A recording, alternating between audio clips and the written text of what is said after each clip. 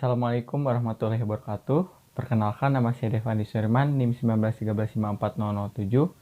Saya dari D4 Teknik Elektronika Politeknik di Bandung.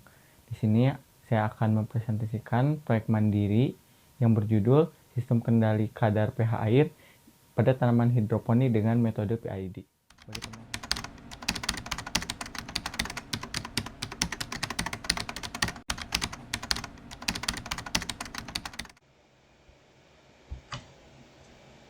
Baik, yang pertama itu pendahuluan. Nah, pendahuluan untuk pengerjaan proyek mandiri ini yaitu terkait dengan perkembangan teknologi di bidang pertanian. Nah, untuk di bidang pertanian ini ada hidroponik. Hidroponik sendiri yaitu merupakan cara bercocok tanam tanpa menggunakan tanah. Nah, faktor-faktor yang mempengaruhi serapan hara dan ketersediaan nutrisi dalam larutan nutrisi dipengaruhi oleh pH larutan, konduktivitas listrik, komposisi nutrisi, dan temperatur Libya. Nah, untuk tiap-tiap tanaman itu mempunyai kadar-kadar pH tertentu supaya dapat menyerap nutrisi yang bagus. Nah, berikut ini ada tabel untuk kadar pH tiap tanaman. Nah, ini merupakan kadar pH dan ppm tanaman. Untuk tanaman sayuran itu ada asparagus di pH 6 sampai 6,8 dan lainnya. Untuk selanjutnya yaitu mengenai perancangan. Perancangan di sini ada terkait perancangan kendali, elektronik, mekanik, dan perangkat lunak. Untuk yang pertama yaitu perancangan sistem kendalinya. Nah, untuk perancangan sistem kendali ini ada terdiri dari beberapa komponen umum, yaitu ada set point yang berupa potensio dan switch, kemudian ada controllernya berupa Arduino Uno, kemudian ada drivernya berupa driver motor L298N, kemudian ada pompa DC, kemudian sensornya itu berupa sensor pH analog.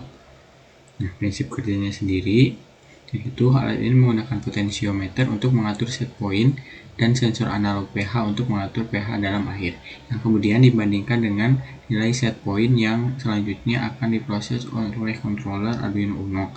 Kemudian output dari Arduino ini menuju ke driver motor.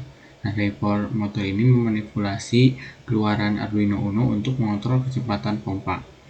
Nah, untuk selanjutnya yaitu perancangan elektronik. Nah, perancangan elektronik sendiri yaitu sama seperti sebelumnya, namun ini merupakan rangkaian-rangkaian komponen ke Arduino-nya. Nah, selanjutnya yaitu perancangan mekanik. Nah, untuk perancangan mekanik ini realisasinya terbuat dari plastik. Nah, di mana ini ada dua tabung. Yang pertama ini berupa tabung untuk larutan pH, kemudian yang kedua ini berupa cairan atau air, dan di tengahnya itu ada pengaduk air berupa pompa. Dan untuk perancangan perangkat lunaknya ini merupakan step by stepnya di pemrograman pada Arduino. Nah, selanjutnya itu pengujian. Nah, pengujian di sini berupa pengujian tiap-tiap komponen. Yang pertama yang saya uji yaitu Arduino Uno. Nah, ini source code-nya dan ini merupakan outputnya. Nah, outputnya sendiri itu menyalakan LED pada pin 13 dan mematikannya. Yang kedua yaitu pengujian LCD dan I2C. Ini outputnya pada LCD-nya. Kemudian potensiometer, ini respon ketika potensio diputar. Kemudian ada pengujian driver motor L29N dan pompa DC. Nah, ini untuk pengujiannya. Jadi sebelah kanan ini ketika air sudah ketarik ke kotak ini. Kemudian untuk sensor analog pH. Nah, untuk sensor analog pH sendiri sebelum digunakan itu dikalibrasi. Adapun untuk pengkalibrasiannya itu yaitu terdiri dari 3 larutan. 3 larutan untuk pH 4,01, satu larutan untuk 6,86, kemudian yang satu lagi 9,18. Kemudian pada larutan tersebut berapa tegangannya. Kemudian setelah itu dibuatlah persamaan garis dan diperoleh bahwa persamaan garis sensor pH-nya itu sama dengan 2,101628X ditambah 2,917. Kemudian hasil tadi itu diinputkan ke persamaan, ke codingnya juga, dan hasilnya itu ketika pH yang sebenarnya 4,01 kemudian yang terukurnya 6,03 dan seterusnya. Kemudian ini adalah pompa DC sebagai pengaduk larutannya. Pompa ini itu disimpan di tengah-tengah di kotak yang airnya itu yang berfungsi untuk mengaduk air supaya tercampur dengan larutan pH. Nah, selanjutnya yaitu filter. Filter di sini itu ada desainnya dan pengujian filternya. Nah, untuk desain filter sendiri yaitu karena pada respon awal di sensor pH-nya itu masih terdapat noise, maka hal yang perlu dilakukan yaitu membuat filter supaya noise-nya itu direduksi atau hilang. Ini perhitungannya, kemudian realisasinya seperti ini. Jadi responnya itu bagus, itu tidak ada noise. Berikut ini video realisasi filternya.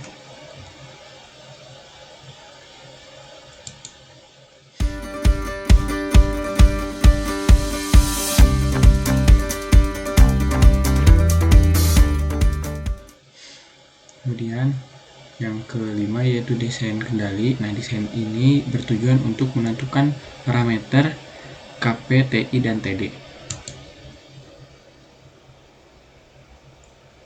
Nah, desain kendali ini menggunakan ZN1 closed loop. Mengapa menggunakan ZN1 closed loop? Karena ini merupakan proses sehingga ketika realisasinya itu tidak ada boleh overshoot. Nah, ini untuk perhitungannya diperolehlah nilai PID-nya itu 9, untuk KP-nya itu 9,9957, kemudian TI-nya 0,746, kemudian T-nya itu 0,1865.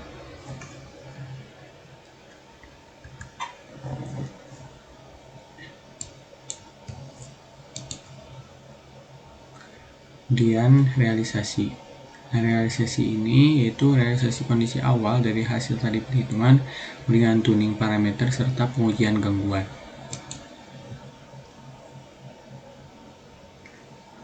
Untuk realisasi sendiri berikut, ketika dimasukkan KP, TI, dan TD hasil perhitungan, diperolehlah nilai overshoot 0,00%, kemudian rise time-nya 14,59 detik, kemudian settling time-nya 28,41 detik, dan error steady state-nya 0,09 pH.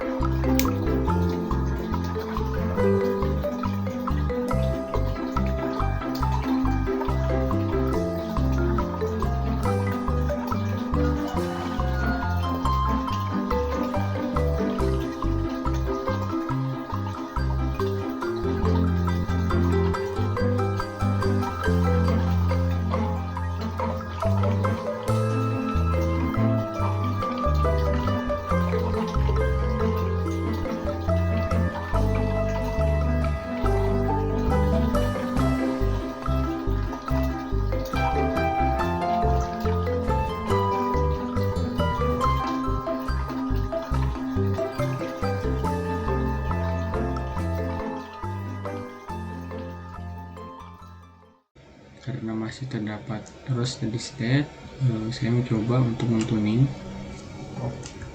Adapun parameter tuningnya seperti ini. Ketika saya ingin error steady state-nya dihilangkan, maka nilai KI-nya diperbesar. Karena KI sama dengan KP per TI, maka TI harus diperkecil dari sebelumnya.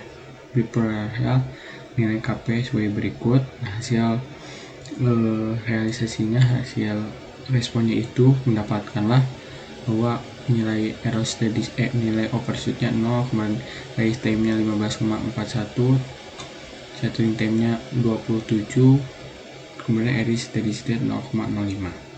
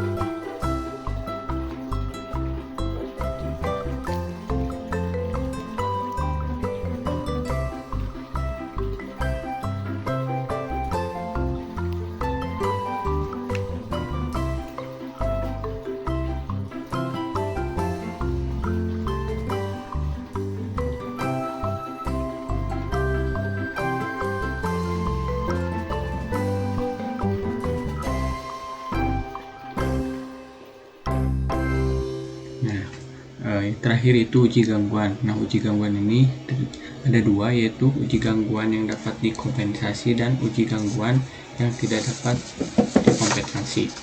Nah, untuk uji gangguan yang dapat dikompensasi sendiri, saya menggunakan cairan larutan dari urea. Kemudian untuk gangguan yang tidak dapat dikompensasi itu saya menggunakan soda kue. Nah, mengapa menggunakan cairan yang berbeda? Karena untuk soda kue itu merupakan basa yang lebih kuat daripada urea. Berikut video dari uji gangguan.